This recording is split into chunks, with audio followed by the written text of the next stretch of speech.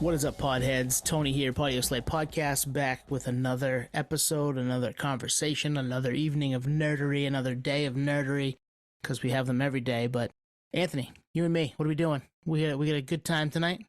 As Nate said, Anthony here, as Nate always says, this is the pop-up video podcast for nerds. Actually, has he ever said that? Something like that. Yeah, I think he has. Something to that extent, for sure. So if we want answers to music related questions we've always wanted to know, we just ask them, and that's kind of what we did tonight. So we have Damien Moyal from As Friends Rust and many other bands, Damien Done, Ekstasis, Caskette, old bands like Culture, Morning Again, Shy Halud, you name it. We've actually already we've spoken to Damien in the past. So if you're with us from the old days, episode 79, episode 88, Damien joined us, and there's a lot going on in the AFR camp, right? Yeah, and to have him back to give us kind of the lay of the land in 2023 for the band, when in our original conversation in 21 he kind of told us that most of the record, if not all of it, was done, and now we're finally getting it. It's here, so it's coming next month. And, a song is out that we know of at the moment. There might be another one, who knows? But yeah, it's been really fun to kind of follow along since first getting to know him. And now, having that really nice long conversation with him a couple years ago. And then having him come back and contribute to our 100th episode. And then talk again tonight we talked for 2 hours. We recorded an hour and 10 minutes or so, but we talked for 2 hours because he's awesome. Yeah, just a creative guy and we kind of actually get into that creative process of the different projects, because not all these bands sound the same, and that's another reason why I think we connect and kind of resonate with each other. Is Mm-hmm. we like all kinds of music, we appreciate all kinds of music, and we get into all that. And we I don't know, he's a guy that I'll chat with Damien any day of the week, all day long, and we figured it was time to have Damien back with a lot that's going on with As Friends Rust, with the new album and the new tour. We're going to get right into it, I think, right? Hell yeah. Let's go. Damien Moyal, As Friends Rust, and many others right now. We'll jump right into it here. Having you, the episode we had with you, which is way back on episode 79, is our still our second biggest episode. People really resonated with that conversation. So, oh, wow. Yeah, we got a lot of feedback. We got a lot of people sharing it, liking it, commenting on it. Still get people checking it here and there to this day, 2 years out almost, which is really cool. Outperforming the likes of Scott Ian from Anthrax and Peanut from 311 and all kinds of different people that we've talked to over that time. Yeah, man, you're number 2 right now. So, congrats. Who do I have to take out? Ooh. The top, I'll tell you. Yeah. Brian McTurnan, the producer. Yeah. Brian. Oh, okay. Yeah. He came on with us to do, and it's man, the irony is great here. He did a deep dive on the Thrice record, which he produced 20 years ago, and I remember Thrice came up in our first conversation with you. Yeah. You were a big fan, Damien. Yes. Yeah. No, I can't even say I'm not, because I can't remember exactly what they sounded like. Yeah. They're more just sort of symbolic of sure cluster. Yeah. But yeah, so that one we dropped back, geez, it was January, I think, early January, and that one's done pretty well because people resonated with that record too. But the fact that people really dug our conversation with you from 2 years ago, we're super stoked to do it again. So happy to have you back, Damien. Yeah, happy to be back. I think it was a combination of that record. People dig that record, and then I don't know if you did a lot of press or did a lot of podcasts at the time. I think maybe you've since been on a few, but people were jonesing for some AFR, and we filled that gap. We filled that need. Yeah, and now we're filling. Now the band is filling. Yeah, you're back to really filling it for real with new music and show announcements, and yeah, that's exciting stuff. So. You've done a lot of stuff in between the time that we talked to you for 20 years of one to today. You've got the Damien Done stuff. Yes, you've got Total Power. That came out in what? Came out last month, right? Yeah, fairly recently, right? Yeah. So you're busy is the point. You're constantly have your hand in something creatively, which we love. We love talking to people that do that because you're never stopped. You're never like, all right, I'm done here. What's been most fulfilling about doing all that stuff? Oh man, I think at this point it's just a compulsion. I have to, you know, it's just probably better for everybody if I have like a ton of projects going, and I just have to always have a lot of, I don't know, irons in the fire, I guess. Keeps me sane. Yeah. That's and weird. it's so easy now with like being able to do so much of it remotely. Mm-hmm. There's kind of no excuse. So I'm always baffled when I see people posting that they're frustrated that they can't like seem to get a band together, and I'm always like, don't try to get a band together, get a recording project together, and like if it feels good, figure out how to turn it into a band, but like just make the music. Don't worry about you know, I mean, it would be great if you could still get in a room, you know, once or twice a week with a bunch of buddies and, you know, play music and go get a pizza or whatever, but we're all it just doesn't work when you get older, you know. Yep. Quite the same. Totally. Although Damien Done, when I was before the pandemic, we did have a regular kind of weekly practice. That was kind of nice to get back to, like, oh yeah, having like local people to play with, pretty cool. Mm-hmm. Yep. But then that stopped. Yeah. I love how that's the exception. Although with the Ekstasis stuff, I don't know, like I remember reading the articles, like, and you recruited Fred Etsby of Dismember. Like, how does that even happen, you know? Yeah, that was kind of a weird, well, I should preface by saying I'm not so sure that's still happening now, because Dismember has sort of really picked up steam. They're doing a ton of stuff again. I think maybe working on new music, playing a lot of festivals, touring. So not really sure. He did track some stuff, but we're not sure what's up with that. But it was cool. Fred and I share like a really close friend. And yeah, it was just one of those things where I'm like, I'm going to send this demo to Fred, because we knew each other a little bit just through the internet, and he dug it and was like, let's do this. But I'm not really sure what's going on with it. We're sitting on a ton of material, and we are just sort of we started doing this other project, Caskette, Dave from Ekstasis and I, and then that was sort of something to do in the downtime. And now I'm like maybe disproportionately excited about Caskette. So I'm like, let's finish that first, and then we'll go back to like see what's up with the Ekstasis stuff. I mean, the batch of Ekstasis songs that are on the table are, I think, exceptional, but there's no rush. We're all busy with other stuff, and yeah.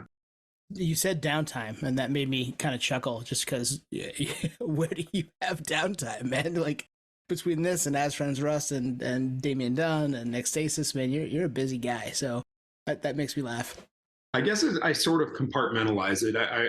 Downtime being downtime for Dave and I specifically, while we waited for Fred to track or whatever it was that we were just sort of things were paused for a minute. So without giving any consideration to the other projects outside of the ones I'm doing with Dave, I was like, man, we have nothing going on. Let's start a new project, which is where Caskette came from. I mean, is that literally how it comes about? Like, are there riffs or whatever that don't fit in Ekstasis? You're like, all right, well, I'm reading your tagline here, necrotic hair metal for lip glops corpses. We need a project where we can use that name. It was kind of just the idea because, well, Dave and I, we have a love for the same type of death metal, but then we also like, I mean, I think we just kind of like it all, like you guys do, and you know, a lot of us do. But we would have a lot of conversations. Our conversations would toggle very like rapidly from death metal to like, it'd be, you know, death metal 1 minute, and then like Vito Bratta from White Lion the next, and I just kind of thought it'd be cool to merge the two, but not like really a hybrid, not a blend, more of a swirl. It's like nice, a scoop of death metal on top of you know, yeah. So it was like how do you want to meld them? And the answer was like, I kind of want the music to just be completely hair metal. Don't throw in any blast beats or double kicks or any like tremolo picking. It's just hair metal. So write your ass off, and he can and does. And then I was like, and then I'll just kind of ruin it. It works. What I was really worried about is it going to sound? It's a silly idea, but is it going to sound silly? Mm-hmm. And I don't think it does. I think it sounds like a little more sober, or serious than it should, which is good because I still want it to be like, I don't know. It was just a dumb idea, followed by kind of this thought of like, it'd be cool if we just like inspired an entirely new genre, Yeah, I mean, that'd be cool. Just thinking of that and the scoop of ice cream kind of analogy. It's perfect for summer. It's hot as balls right now, especially in the room that I'm sitting in with no windows open and the door shut. But a scoop of death metal ice cream with some hair metal in there too. Why not? That sounds fucking great to me. And it seems to work. And yeah, so I've tried to get a couple of other people. I'm like, man, you have to start a glam. We call it glam rot. You have to start a glam nice. Rock band. So I'm trying to. I would like for there to be like 3, just so. A movement. Yeah. So I can con someone into making a Wikipedia page and hailing us as like the progenitors of the founding fathers of glam rock. I like bands need to be more upfront about what they sound like. Like the scoop of death metal, like that gets me, that gets me in the headspace of, all right, this is what it's going to sound like, instead of, the crushing new single from Post whatever that you always hear. It's like, well, just tell me what I'm in for. You know what I mean? Yeah. So that name, Caskette, how do you land on that one? I love the name. It was originally, I was like, I just kept trying to think of something that went with like the 80s hair metal thing. So we were briefly calling it Beijing, just because there was always that sort of like, there were those nods to like Asia. You had like My Woman from Tokyo. You had, Asia. Yep. There was a lot of sort of, in the 80s. So it was like Beijing just sounds like a cool, and when you write it, like the lowercase, like IJI, there's a nice little thing happening there. It had this little, angled 80s brushy sort of logo. It was pretty cool, but it felt disproportionately hair metal. So it was like, no, we need something that has sort of that's like got the sexy sort of feminine attributes of like hair metal, but also is a little bit dead. So Caskette, just sort of feminizing. I love this coming from the front man of Ekstasis. This is great. This is it's great. Yeah. Are you still doing the logos? Because I know you did a lot of the logos and layouts and stuff on the As Friends Rust stuff. Are you still like the Damien Done layout in vinyl, which I saw, I think you posted a video, is absolutely stunning. And then like the Caskette logo, is that all you? Yeah. Yep. Nice. That's awesome. You looking for more work? What are you looking? I know a podcast. Maybe. All right, remember that. It's funny you bring up Asia, because I had a conversation about that band today at work, and the fact that I talked about Asia twice today is funny to me, because I don't know that I've talked about Asia twice in any other of my days in 38 plus years on this earth. So that's pretty funny. And I guess they wouldn't necessarily be hair metal, but but Hanoi Rocks, right? Or there's a lot of it out there if we start looking. Yeah. Yeah. So do you have any other projects like brewing or what? You're like, which one do I talk about? No, right now that's kind of it. It's Caskette, Ekstasis, Damien Done, As Friends Rust, and then there's always in the background Drug Toilet, which is just kind of when I have the time. Yeah. I remember reading, I don't think I've ever heard. Have you recorded for Drug Toilet? Yeah. There were 2 4-song EPs and then a 2-song like kind of single thing last year. That's just kind of a one-man. That was my first attempt at like seeing what I had never, since taking up guitar after leaving As Friends Rust the first time in the early aughts, I'd never tried writing anything heavy or fast or like aggressive. So Drug Toilet was like, I wonder what kind of hardcore I would write. Nice. Yeah. One thing that's, I'm not sure if it's admirable or, yeah, I don't know if it's admirable, but you have an idea and you just make it happen. Where me, I'd have an idea and be like, well, I'm not as ambitious to actually make it come to fruition. Yeah. That's where I say it's a compulsion, because and that's I didn't want to go there. You can go. And I have to see it through. I'm not like that about a lot of other things that I should be like that. You know, I lack follow through in plenty of areas where it matters. But yeah, ideas like that, I think once you have it, you just kind of can't rest until it's out. You know, it's on paper or on tape or whatever. I think that I can relate to that, obviously, in certain aspects.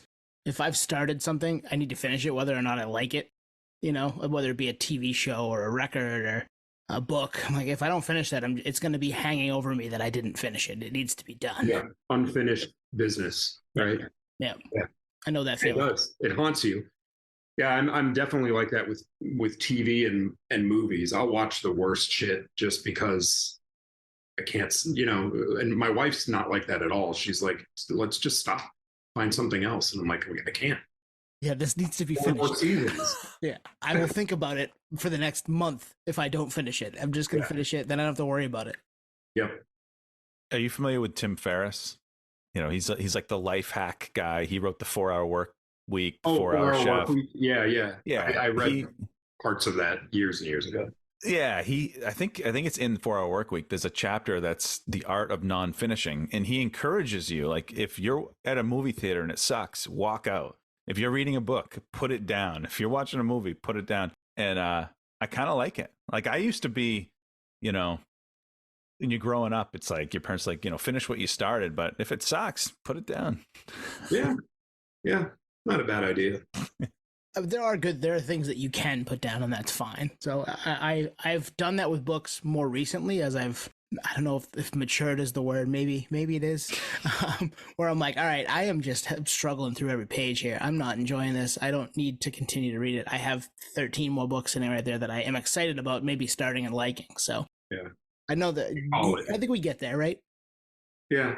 The problem with stopping a TV show or a movie is, like, if I'm watching TV in the first place, it's already like pretty late, and I just want to, like, you know, vegetate in front of the TV. And if I stop watching something, it means I'm going to have to spend time finding something else to watch instead. And that's the worst.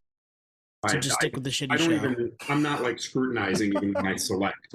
If I catch even a hint of like, this looks pretty interesting, you know, from my wife, or if I think so, if I'm watching TV by myself, like, that's it. It's on. I'd rather just suffer through like shitty television than try to find the good television. What's something that you'll sit through even though it sucks?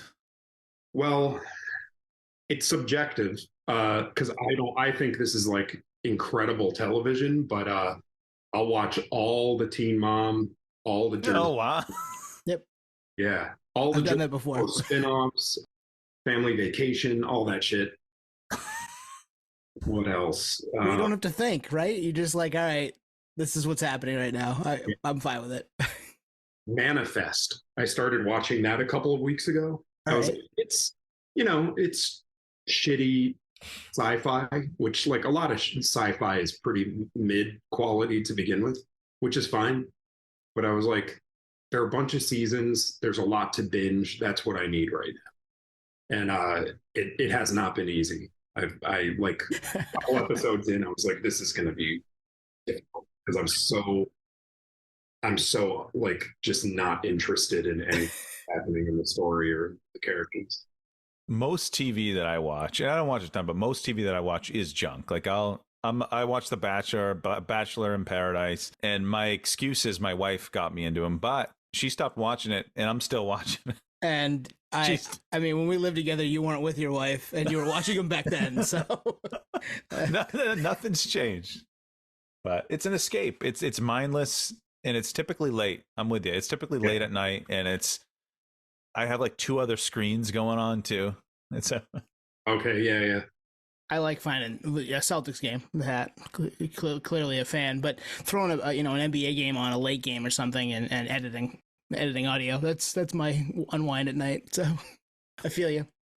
If I'm like, there are nights where my wife will go to sleep earlier because she has to get up super early for work. She's a nurse, and on those nights, I will if I can't remember what I'm in the middle of watching, which happens a lot because I don't know, like that super short term memory is just a struggle. Lately I just kind of go to YouTube and I watch like music videos, or I'll watch bands playing, which is not something I used to care for. I always felt like watching live stuff was it just never did anything for me. But now I'm kind of into it.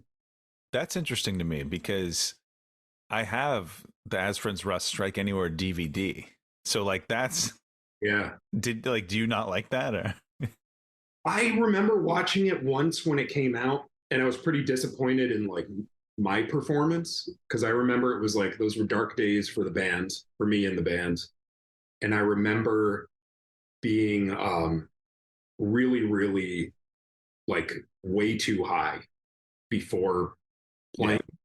To the point where I was in the backstage room or whatever, and I was apparently just like sleeping with my head on a table while the band was on stage, like tuned and everything and ready, and someone came and got. So when I see that performance or even photos from it, I just see a guy that like just woke up and was completely in a fog and not super happy to begin with the whole situation. So it's more of I think it sounds okay, but it was more just like I know how I felt. So all I see is a guy that was just not into it, captured on tape, being not into it, Right. Fortunate. I don't know. Some people didn't get that. A lot of people are like, man, I love that thing. I've watched it. Yeah. I'm one of them. Although like if it came out today, it probably just would have been put on YouTube. You know what I mean? It was just a normal, I'd have to watch it again, but I don't think there were like a ton of camera angles and stuff like. But no, there were a few, but I don't remember if like the sound was like it wasn't on some like 856 like multi-cam. Right. Just better sound than the band got in the studio kind of shit by any means. But now I've ruined it for you. No, that's the context is we love the context because we didn't know that in the moment. And I mean, Anthony, you've watched it enough to know that you're still going to like it if you watch it again, even though now you know how Damien felt that day. I would think, right? Well, now I'll definitely watch it to like see if I can. Oh, you're going to critique it? Yeah. No. Critique it. See if I can point it out, like see if I can recognize it, because I probably watched it. I don't know. I probably had it for 15 years. I probably watched it 4 or 5 times. I'd never noticed that. So, in prep for this, we both went back and listened to our conversation with you from a couple of years ago, and in the moment, being prepared for it and knowing what we were going to say and having a playbook and all that stuff, that was cool. Being divorced from it 2 years out and not like as in tune to that version of myself, I was like, all right, did an all right job with this. But in the moment, I'm like, did we do it well? I want it to sound good. I want everybody to be into it. And sometimes knowing how you feel in the moment, you're going to be super critical of it. But down the line, let it go, for me anyway. Yep. No, it was a good talk. All right. So, Damien, we chatted with you, like we said, the first time, September 2021. And I'm remembering, I think you said there was an As Friends Rest album done at that point in time. So you guys just announced, this episode will drop in mid-July. So like probably a month ago at this point in time, you guys announced Any Joy coming out in August on N Hits Records. So is that the album that was done a couple years back? That's the one. Nice. It's the one that was done a few years back, and the one that we started working on, I don't know how many years before that. Yeah.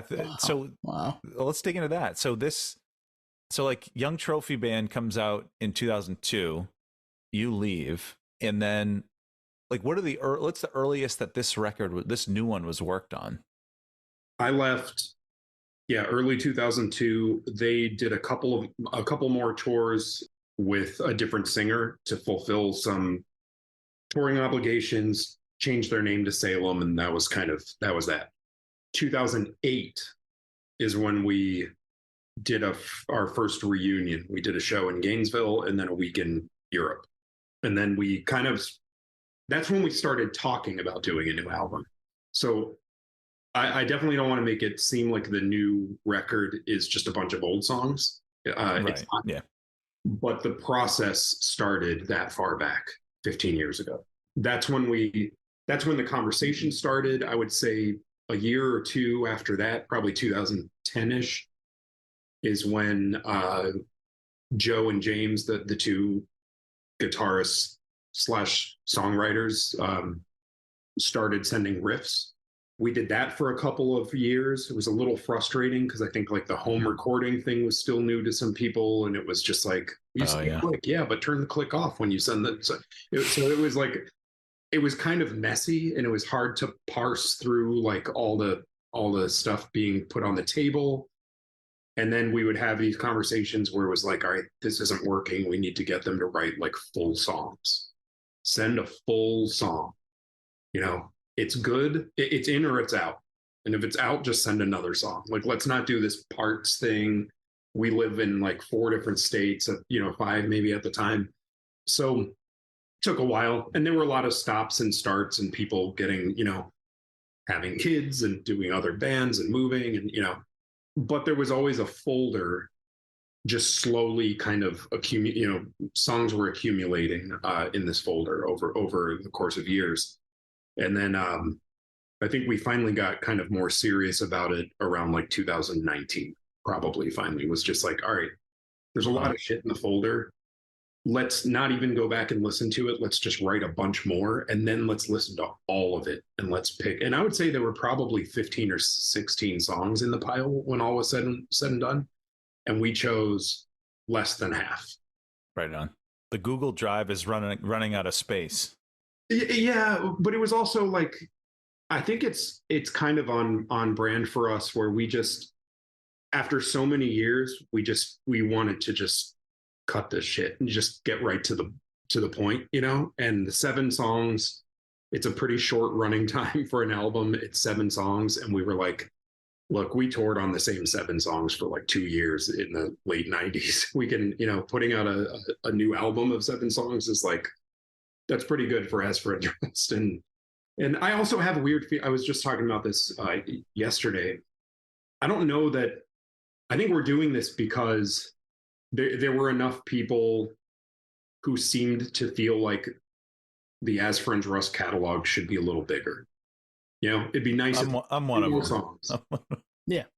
Thanks. And so, and it felt like, yeah, I could see that. It'd be cool to have like another, 7 to 10 songs to sort of fish through or whatever. So I don't know how much more we'll do. I hope we do more, but I think we're also the kind of band that we'll know when there's enough. Because I think it's weird when bands, you take a band that's like really good at what they do. I'm not an expert on them, but I'm just going to use them as an example anyway. But like a band like Madball, right? They have what they do dialed in.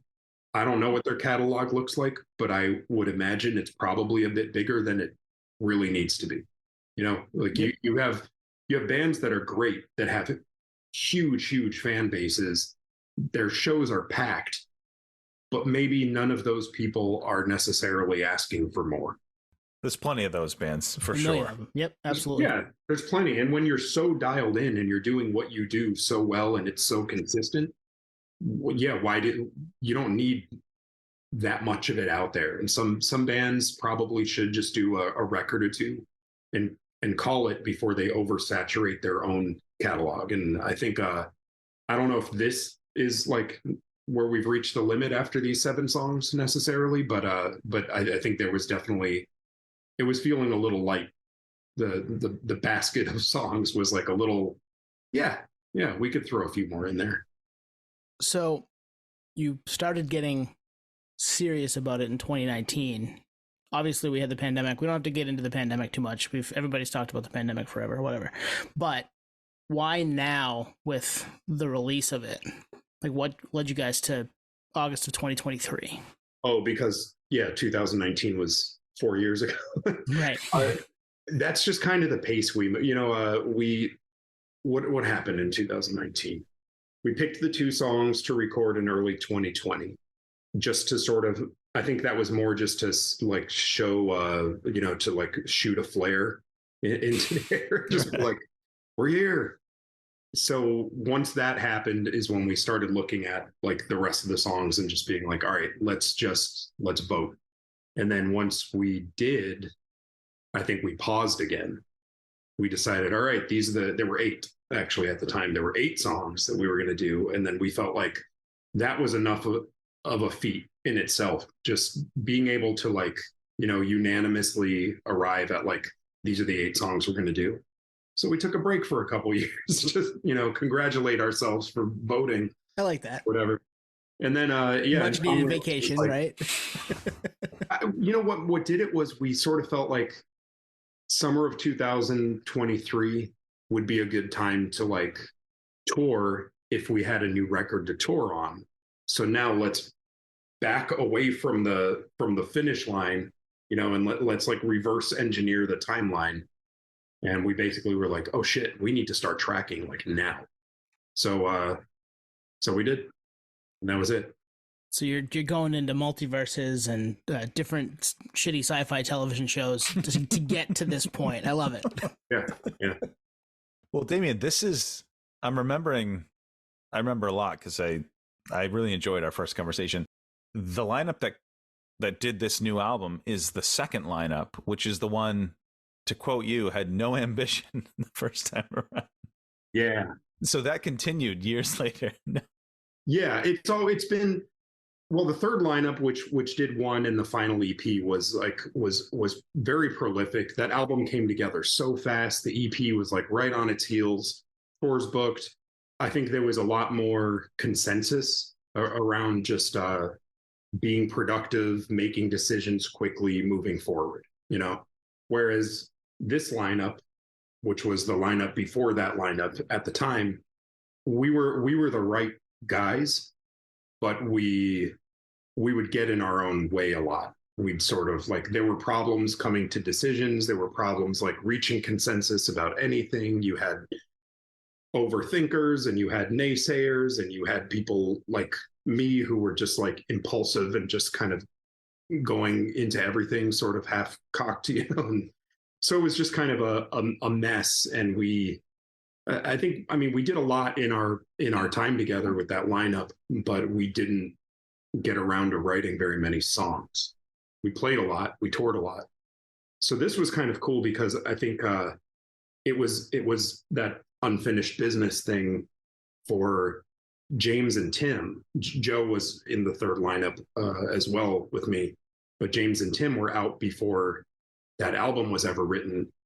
And I don't know that I've heard this exactly from them, so maybe I'm projecting, but it would certainly bother me. I would just be like, man, that band was such a big part of my life, and I never got to do an album with that band.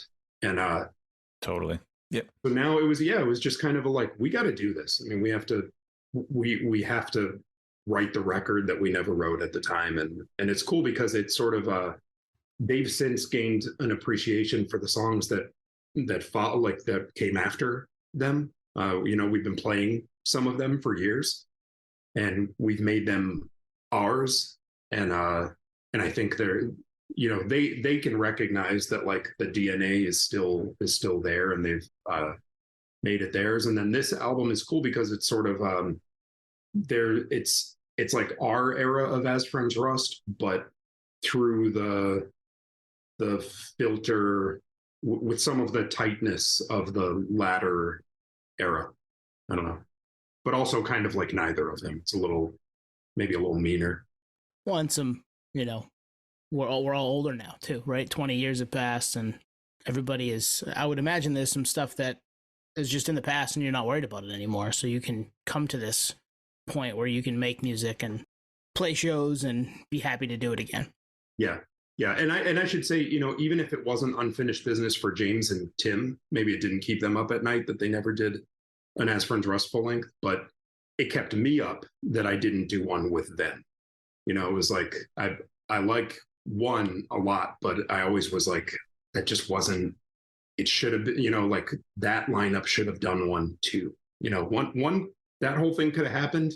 Maybe one could have been like the second album or something, but I was always like, it always bothered me that lineup had never done an album.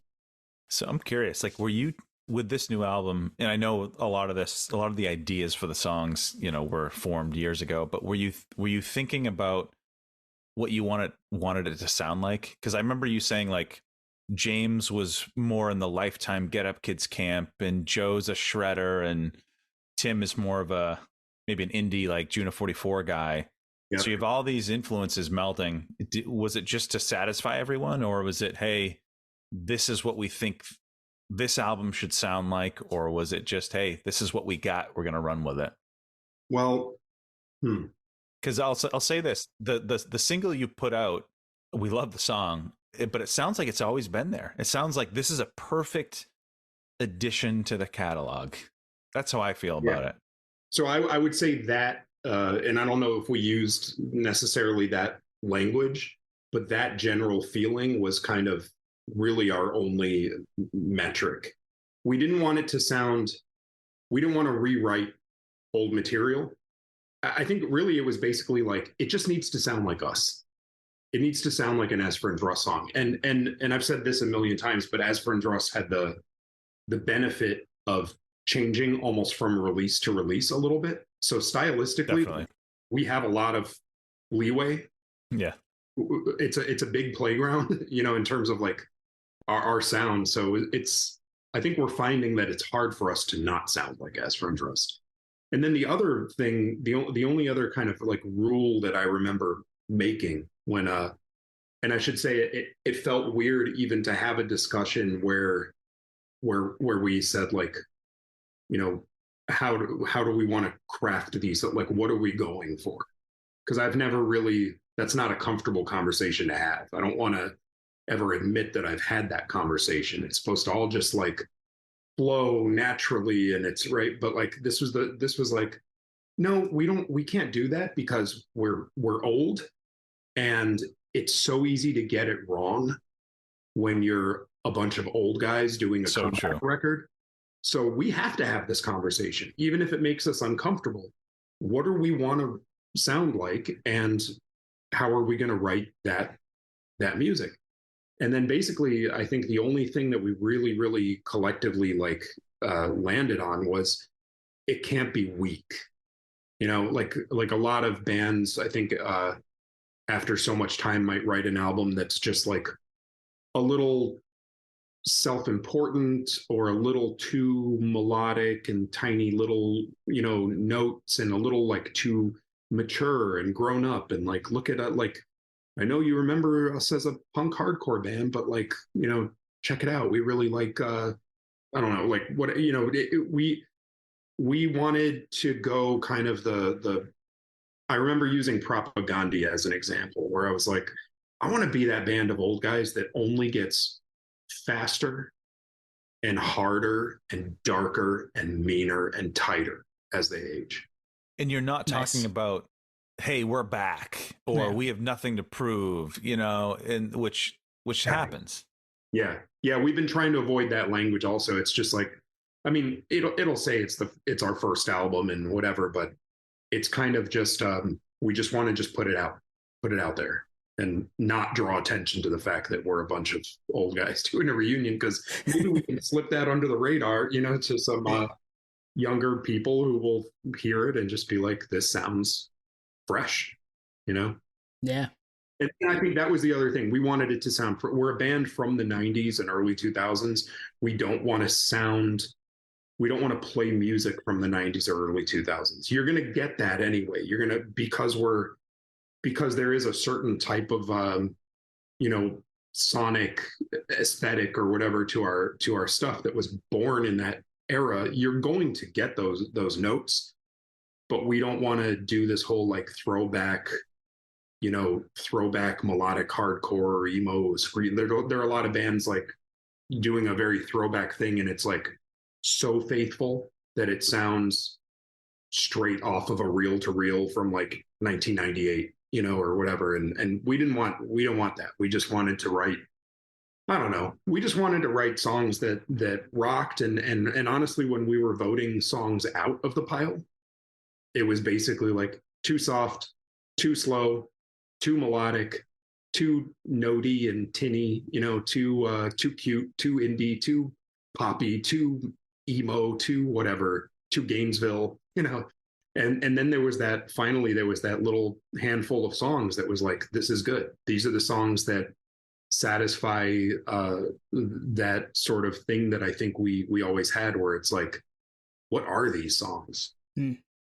Is it punk? Is it hardcore? Is it just rock and roll? Now all of a sudden there's a little metal shreddy solo. Like, what is happening? And that's what we needed. The songs that fell too squarely in one direction or another, they were out. Because we've never done that. We've never wanted to write those songs. That goes back to that big playground you were talking about. It's nice to have that big playground to play in, because to sound like As Friends or Us, you're going to sound like a bunch of different things, and that's kind of the allure. Yep. Yeah. When you're doing that, when you're voting them out, Survivor style, how do you are you doing that over email? Or are you meeting over a Zoom? How do you guys do that?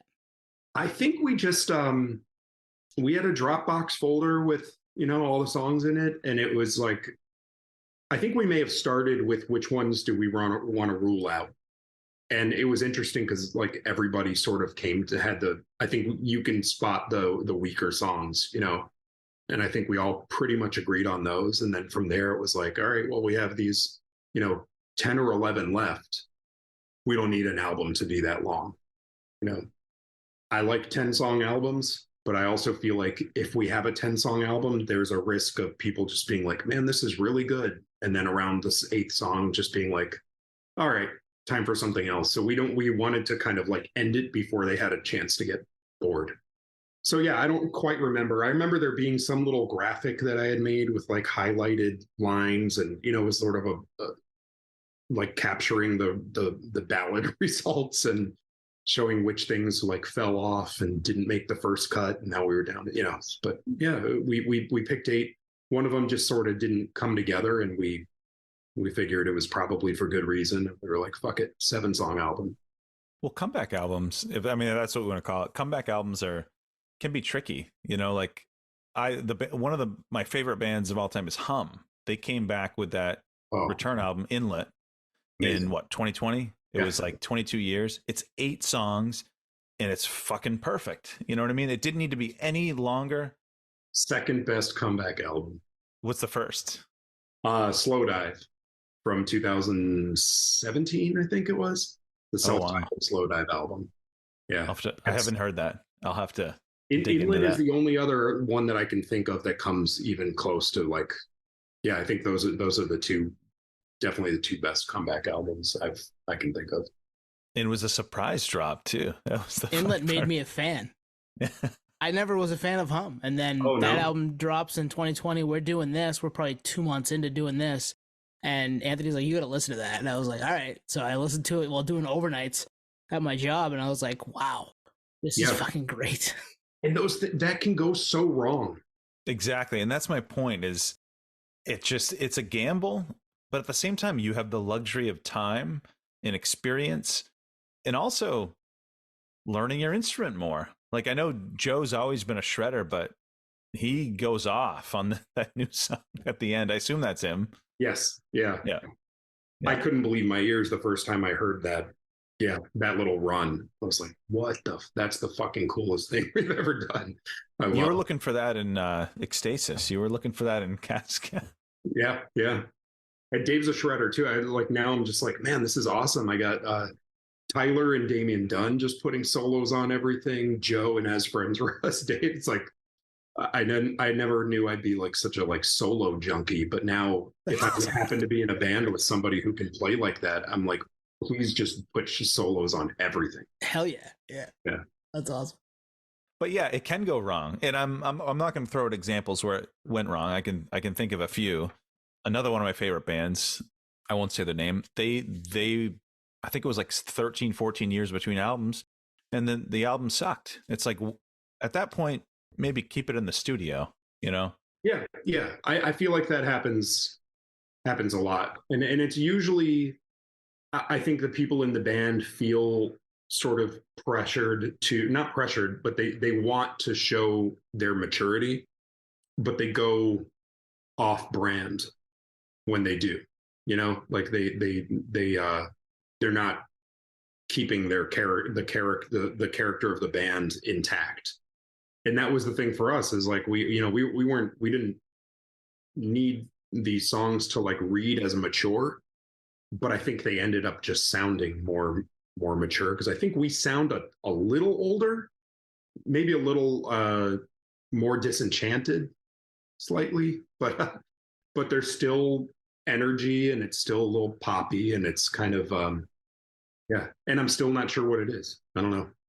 I saw somebody describing us as in all these years we've been called everything from straight edge, you know, emo core to what, like a lot of emo thrown around, but I don't think we had ever been called a melodic punk band, which is a really simple description, because for us it was always hardcore, melodic hardcore, emo core, whatever, we would get called that a lot. We always just considered ourselves a hardcore band, because we were hardcore kids and we were playing hardcore shows, and yeah, we're a little whatever we are. But when we saw the melodic punk thing, I was like, oh shit, maybe that's all it is. Maybe that it's that simple. Maybe we're more aligned with, you know, that sort of and maybe we make more sense in the landscape of like Southern California kind of like melodic punk bands that also kind of were born of hardcore. But I don't know. I say that, but I feel like I'm only referring, or that's based on one song, what people just heard last week. So the rest of the album's maybe not necessarily going to give people the same vibe. Well, now I'm intrigued. Well, when I think melodic punk, like I think Strike Anywhere. I think like that's where my head goes in that world. But people, you know, everyone has a different interpretation. And honestly, the labels don't mean shit. They've been sliced and diced so many ways that I think it's a detriment. Because if someone said post emo core, I'd be like, I'm out. But it could be my next favorite band. You know what I mean? Right. Yeah. And melodic hardcore too, I've noticed in the last couple of years, it seems to be sort of like a much maligned term. All of a sudden there's a stigma, you know. I guess with the renaissance of like lo-fi noisy 80s-ish sort of hardcore band, you know, there's a resurgence of that sort of like demo kind of like just basement hardcore, which is awesome. But I think in backing that, people feel compelled to bash the alternatives, which you don't have to do at all to begin with. But also melodic hardcore, I think for the people who are bashing it these days, I think their frame of reference typically takes them, you know, to maybe the Thursday Thrice stuff, maybe American Nightmare, Have Heart, you know, kind of stuff. But I'm always like, yeah, but Gorilla Biscuits are melodic hardcore. I mean, that sort of like that melodic octavey kind of guitar thing is like, that's, I think, what James has been playing the whole time that he's been As Friends Rust, and those kind of chords like permeate so many. You got like Maximum Penalty is like, they look like one of the hardest New York hardcore bands, and they're super poppy and melodic and just everywhere, like some just incredible hooks. That's melodic hardcore. You know, all the like, you could argue that Outspoken was melodic hardcore. You know, everything from Discord. Yeah, I mean, all the late 80s Rev stuff, early 90s Rev stuff, maybe with the exception of Judge, like you could put in that, right, in that, you know, with that tag. Yeah, yeah. Or even, I mean, if you want to get a little bit more expansive, if you're just kind of, if you're using hardcore kids playing hardcore shows as the like, as what determines whether you're a hardcore band, regardless of what you sound like, because you hear that a lot, like it's more about the community than the style. Yeah, Foo Fighters is a hardcore band. I've heard that. Seaweed, Peg Boy, you know, it goes all over the place, and so I don't know. I think I still sort of think of us ultimately as a hardcore band, but the melodic punk thing I think struck me because I was like, I don't think I've ever seen just those two words by themselves together to describe As Friends Rust, and maybe that's what we are. I want to make a new metal joke, but I'm not sure if I can. There's because I mean we've had a handful of conversations around new metal on this podcast, and people that ride for the genre, and we ride for it too. But there's bits and pieces of that everywhere too. Like it's, I guess the point is there are a million different genres. You could take a word from one genre and another one from here, put them together, and describe a bunch of different bands. And you can do that all day. The bottom line is, do you like the music? Does it sound good? Does the community interest you? Does, I've been going to hardcore shows with Twan now for, 6 to 8 months? Pretty regularly. Probably been 4 or 5.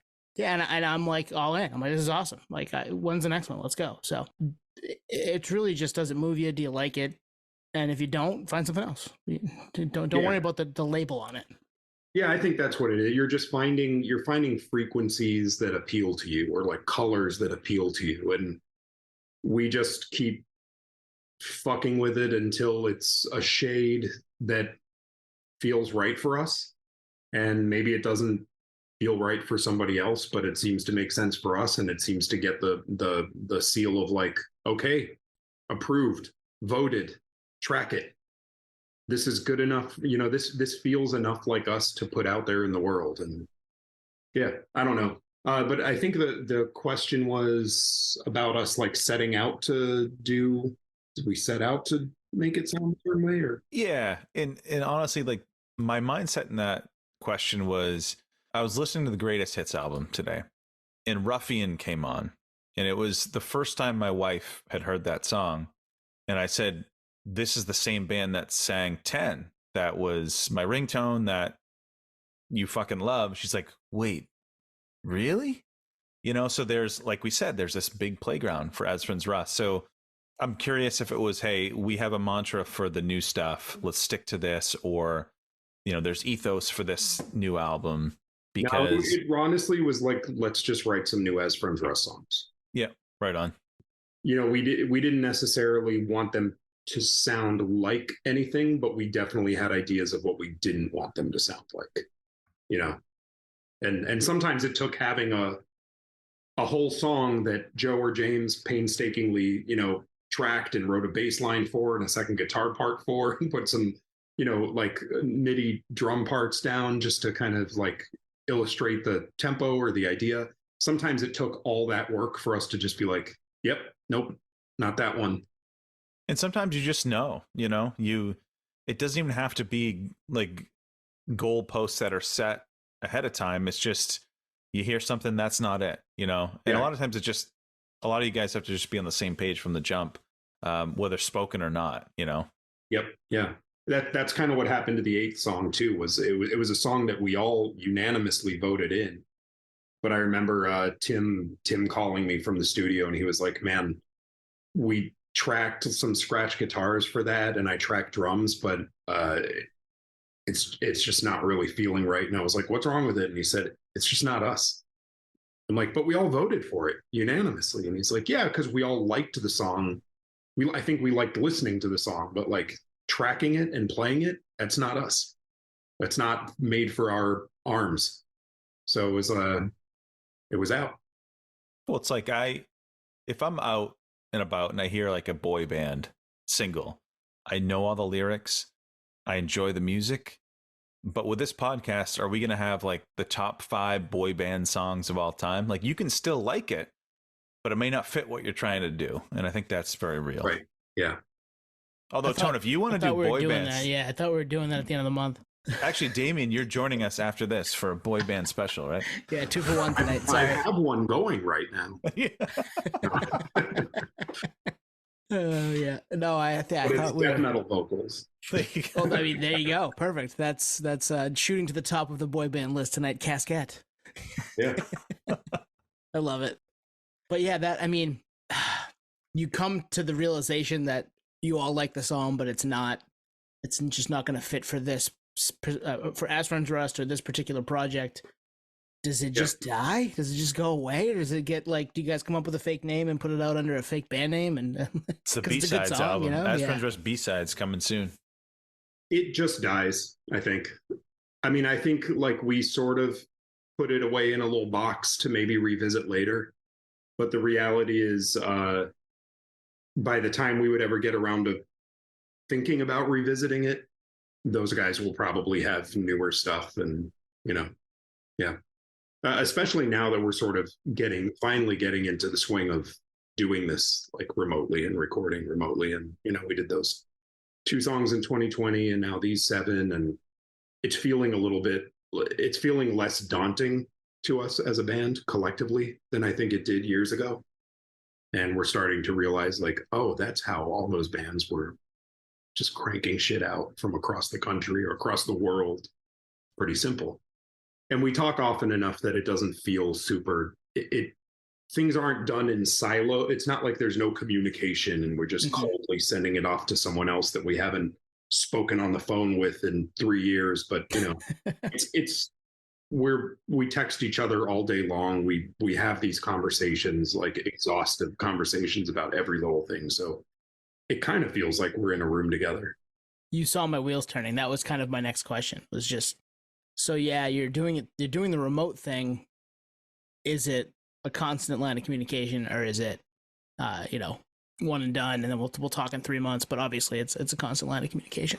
Yeah, that makes sense. I think it has to be, especially like given the feedback loop that has to happen. You know, you don't want someone going down a path and it's just, you know, it may be, like we said, it may be good, but it's just not for this band or this project, you know? Right. Yeah.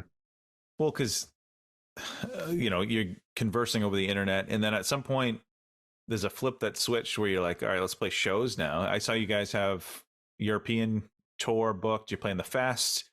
Yep. Playing St. Vitus, which I have 2 tickets to. I don't even know if I can go, but I got 2 tickets to. We'll see. Cool.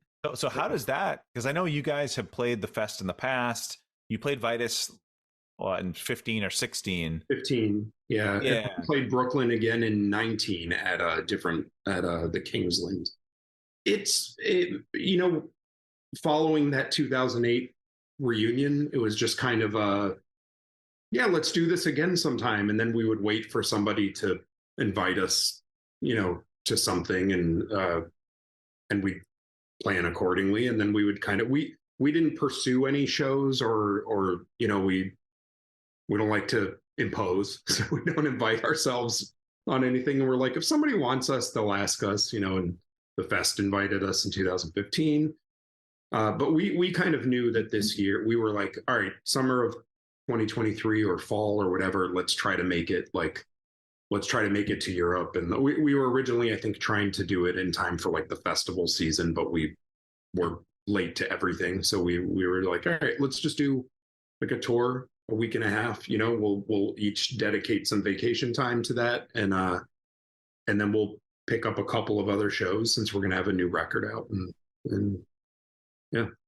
It's about as much as we could possibly play this year. I think we're all sort of strapped for time after that, but we didn't want to just play 1 or 2 shows this year with a new record. We wanted to actually, you know, play. So beginning of 24, maybe pick up a little bit more and try to promote a little more, you know, playing shows different places if you can. Yeah, maybe it'll be interesting to see what happens with this record. You know, maybe as far as it goes is people who like the band like that there's more stuff to listen to, and life goes on as usual for As Friends Rust from there. We still just play occasionally, and our shows feel kind of, you know, like they've always felt. Maybe we feel like now the basket's full, you know, maybe we don't. Maybe we think, you know, there's room for another EP or something. I don't really know.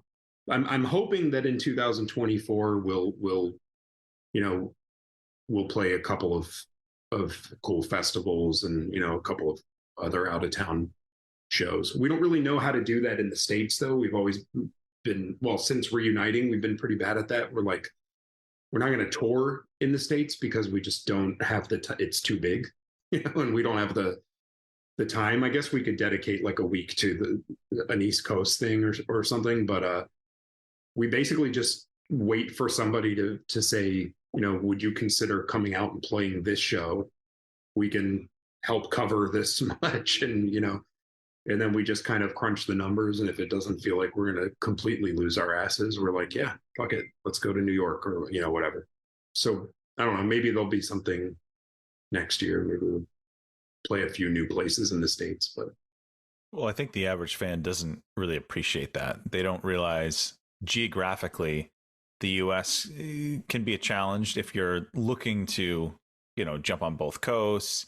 The other variable is members don't live, in Florida anymore, right. I would assume.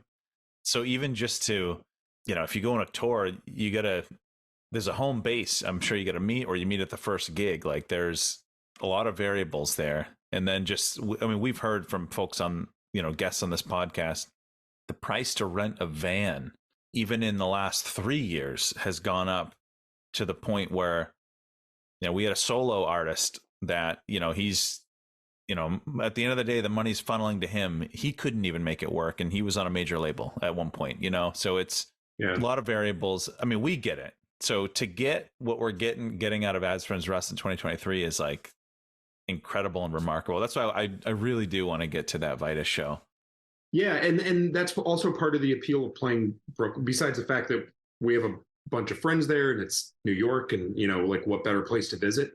We sort of count on that applying to like a lot of people, where we're like, well, if we're only going to play one club show, let's at least do it in a city that like a lot of people look for excuses or reasons to go. You're not asking them to come to, Alma, Arkansas for a weekend because you're playing a show. It's New York. People will make a whole weekend out of it, maybe a week. I don't know. They'll probably catch a few way better shows while they're there. I'm bringing the whole fam. They don't know it yet, but yeah. I think we are too. I think we invited like my sister-in-law, brother-in-law, my in-laws, my wife's aunt. Like we may just like roll up there with a ton of people. Just it's because it's fun and it's a good excuse to take a trip to New York, right? So yeah, and Fest is another thing where you can sort of, a lot of people from a lot of different places can see you in one convenient, setting. And that lineup is stacked too. That the Fest lineup. That's going to be a badass time. Pretty nuts. But yeah, new record, Any Joy. It's I think it's a little. I keep using the word dark, but I think I sort of felt like that about one also afterwards, where I was like, it's a little. Could see that. Yep. There's some teeth, and I think that this sort of keeps that going. There's a little more. I think Joe gets a little more metallic on it at times, just a little more experimental. I feel like I sort of maybe carried a little bit of my Damien Done crooning into a couple of parts, but actually that arguably started before Damien Done with As Friends Rust. I was going to say it's there with one, and it's there with Young Trophy Band. Yes, yeah, yep. And then it sort of made sense with Damien Done, and now it's kind of like back, just a touch. But yeah, I think it's good, and I think that we stayed what we. I think our strength has always been that the songs feel relatable, and I think that that's still intact. And I was thinking about that recently, where you've got like hardcore bands singing about kind of external factors and like experiences, and then you have like these kind of like emo bands or whatever singing about like very internal kind of subjective experiences. And I think the thing that isn't done very often, that As Friends Rust I think does, is sing more about like shared experiences.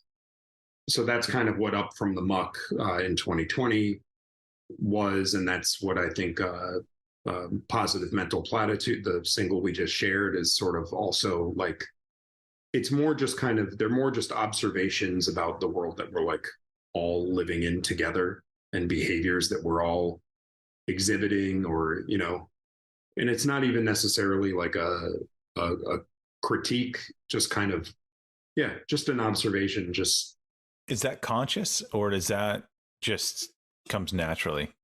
I think it comes it comes naturally, but it probably comes from years of me beating myself up over years of like dogmatic, self-righteous, thinking I knew anythingness, where I know that if I'm going to write lyrics to a hardcore song in 2023, I don't want to come off like I know a fucking thing, because I don't. So it's more just like, I mean, I know this shit is happening, and I'll articulate that, but it's not, they're not really indictments. It's a lot of the shit that, even if it seems critical, it's stuff that I do also. It's more just about shit that we're all doing that's kind of weird, when you think about it. Like it's just more like taking a step back and being like, man, look at us go. We are fucking weird. This is what we're choosing to do with our time. Mm-hmm. This is how we talk to each other. This is how we interact. This is, what we're struggling with, and this is what we're pretending to be. And this is, and it's, yeah, it sounds critical. I guess it is a type of criticism, but it's unlike some of my older bands. I'm not pointing a finger at anybody and being like, you do this shit. And or taking a side either, really. Right. I mean, it's very, remaining kind of neutral and just being like, I mean, it makes sense. We have to do this way now, because that the times are a changing, but it's weird. Yeah. Right. And that's kind of, I think, just that's the gist of As Friends Rust's sort of approach, I think, now. I've got a new tagline for you. What's that? The Jerry Seinfeld of melodic punk. You guys are observational. What's the deal? Yeah. What's the deal with airline peanuts? They're not. Yeah, that's emojis. Yeah. So you could pull that. You could just put that on the CD cover, and you can credit me if you want. That's fine. But yeah, it feels. I think when you guys hear the whole thing, it's not like a concept record by any stretch, but there is definitely a cohesive point of view, or like perspective angle. I think it's not all about emojis, but it's a similar sort of take on things as Positive Mental Platitude. You didn't name songs emojis, did you? Like Coldplay? No. That's smart. That's smart. Awesome. Yeah. So Damien, like you said, the new album Any Joy comes out August 18th. N-Hits Records. You can get it on N-Hits website. You can get it on Rev. You can get it on, I believe, Death Wish too, right? Mm-hmm. Death Wish and Rev in the States, for sure. And by the time this episode comes out, it's only a month away, and Positive Mental Platitude is out. I don't know if anything else is coming out between when we're recording this and when this drops, but whatever's out there, go stream it. You're gonna love it, and we love it already. And we've only had a little sampling, so Damien, we appreciate you giving us the behind the scenes. It's been awesome. Yeah, you got it. Thanks for inviting me back. And when you get the Caskette stuff together, we'll have you back to give us a little more of that, because I'm intrigued. There are 2 songs up. Nice. Songs are out there. Yeah. Caskette.bandcamp. All right, on that. We'll link to all that stuff in the show notes too. So if you're wondering where that is, just scroll down on your phone and click on it. Awesome. Thanks, Damien. All right. Thanks, guys. Thank you for listening to Podio Slave. We are at Podio Slave on Twitter, Instagram, TikTok, all of the places that you can find us on social media. Facebook, Podio Slave Podcast. YouTube, Podio Slave Podcast there. Email us at podioslavepodcast@gmail.com. And hey, if you want to become a supporter, click on the link at the bottom of the episode and give us $1, give us $5. It keeps the lights on, keeps us going. We really appreciate that stuff. Thank you.